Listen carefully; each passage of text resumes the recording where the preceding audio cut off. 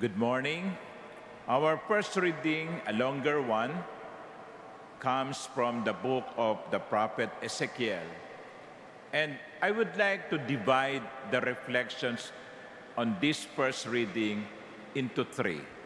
The first part was when the Lord, through the prophet Ezekiel, described Israel at the beginning of the first reading. God says to Jerusalem, by origin and birth, you are of the land of Canaan. Dayuhan naman kayo eh. Your father was an Amorite and your mother a Hittite. As for your birth, that day you were born, your navel cord was not cut. You were abandoned. No one looked on you with pity or compassion. Kaawa-awa kayo. Walang gustong kumuha sa inyo. Walang gustong mag-alaga sa inyo. Ganyan kayo sa simula.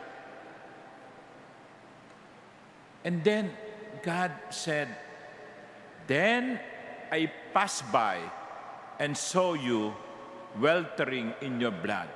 So habang kayo nasa isang sulok na walang pumapansin, dumaan ako. Dumaan ako at nakita ko kayo. So anong ginawa ko? Kinuha ko kayo. Inalagaan ko kayo. Itunuring ko kayong parang tunay kong anak. You grew and developed. You came to the age of puberty. Your breasts were formed. Your hair had grown. I bathed you with water.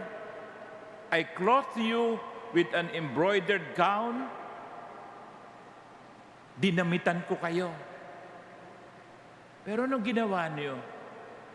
Nung gumanda kayo, nung gumanda ka sa mata, sa paningin ng mga tao,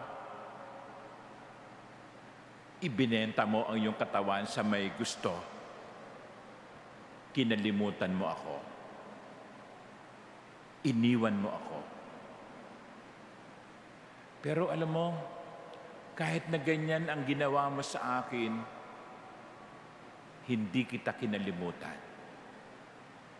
I remember the covenant I made with you when you were a girl. And I will set up an everlasting covenant with you. Kahit na ako iwan mo, kahit na ako talikuran mo, hindi kita kalilimutan. Hindi kita pababayaan. Hindi kita iiwan. Now, this was the story of Israel. And this is the story of all of us. My dear brothers and sisters, how many times have we found ourselves abandoned? Walang gustong magmahal sa atin. Walang gustong pumansin sa atin. Tanging ang Diyos ang nagmamahal sa atin.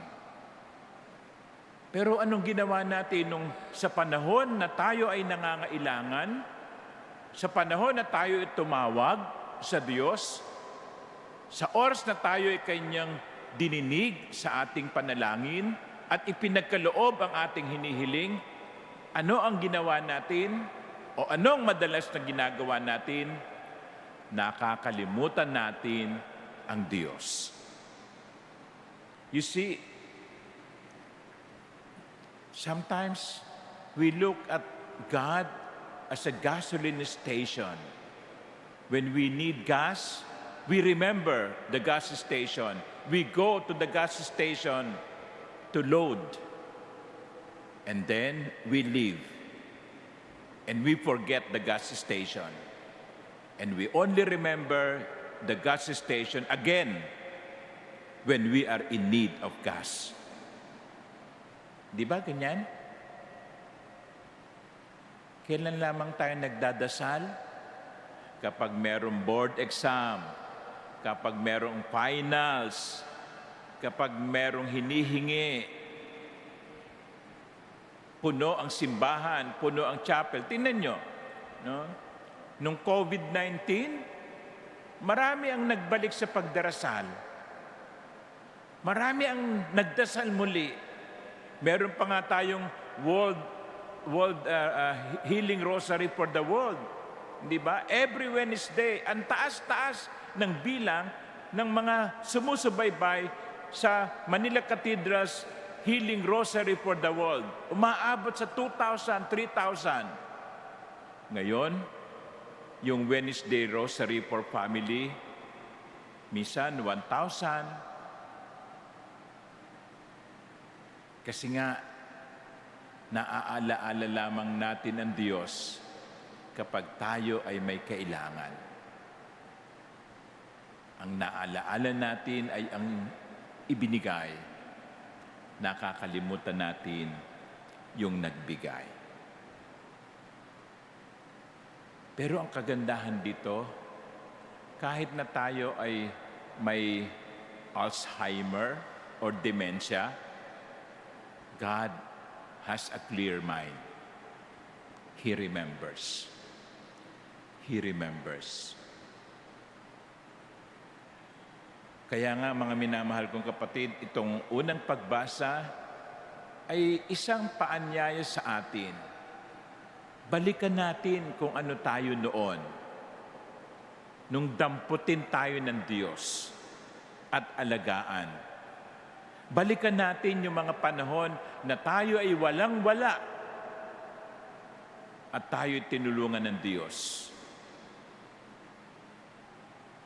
At sana, wag nating maalaala ang Diyos kung meron lamang tayong kailangan. Amen.